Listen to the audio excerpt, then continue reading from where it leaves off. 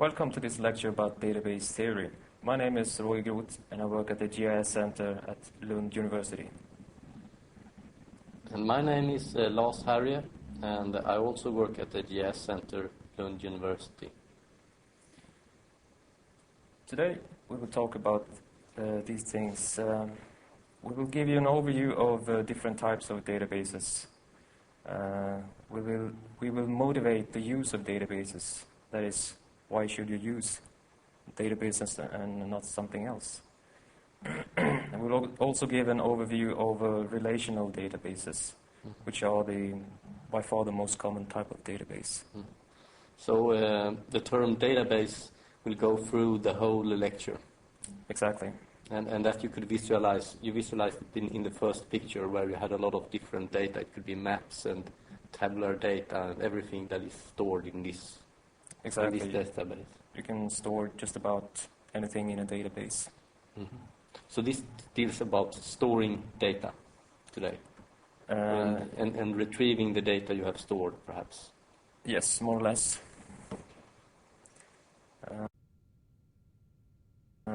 The literature for this course is the SQL and other important database topics.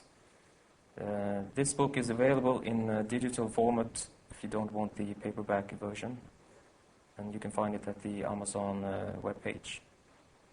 And we also have taken advantage of the W3C school, which is located at the link that you can see at the bottom of the page. They have some excellent tutorials on how you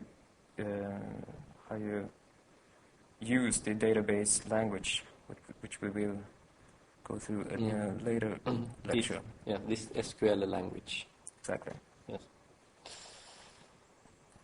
We also have a reference literature. The first book covers the basics of SQL or databases. And this book covers basically the same thing, but it goes into more depth. And also this book, SQL in a nutshell, is more like a reference book. You can use it as a guiding tool. So it's very good that if you are working practically with different database systems, is that it goes through the details of different systems and really describes the different languages. Yeah. The greatest advantage of this book is that it deals with different types of databases and how you should write code to use them. Okay, so we can recommend anyone that is interesting to work more with this topic to buy this book. Yeah. But if you are not working more with databases, you will manage the course without it. Yeah.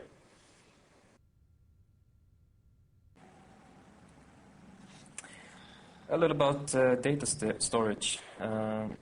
As you may know, you can storage data in different types of ways. Like for instance, you can store it in binary format. That's a normal file where you can store the data. Depends on what kind of program you use, how you retrieve it. And that is not readable for humans? No, it's just it's a binary format, so you can't read it. And also we have the XML format, which is human readable. It's a kind of text format. Exactly. Yeah. And then we have the database that we will discuss in this course. So a main difference is here that the two first, the binary and XML, they are based on files. Yeah. While the third alternative, the database, that is... The database is more application system. It also has its internal files, but you use it through a manager to retrieve and store information. Yeah. So that's it's an important topic here. It's something called a database management system. Mm-hmm. So how would you characterize a database management system? The management system is a set of applications that communicate with the database. So it's sort of an interpreter between you, the user, and the actual database. Okay, so if I work with a file system like the binary or XML file, myself or the program works directly with the file.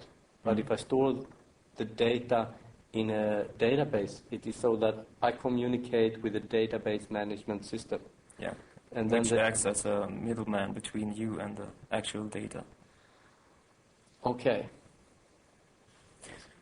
Can continue a few examples of how you can store geographical data. First, we have the binary files, which is normally used with CAD programs and such. And then we have the binary plus database files. This is what you find in the Esri program suite, where they use the shapefiles. Yeah. Usually you have two different types of... you have something called a DBF, and that is actually it's also a file, but that file is it's run through a database management system.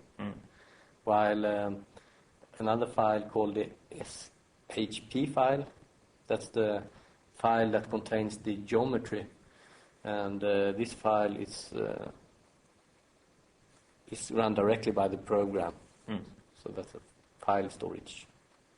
Yeah, and finally we have the actual database, and Esri has a new file format for storing geographical data. That's the geodatabase file system. That's where you store everything in a database and use a database manager to retrieve, alter, and so on. Okay. So the main difference between the binary file and the databases, in that case you have the geometry in the files and the attributes in the database.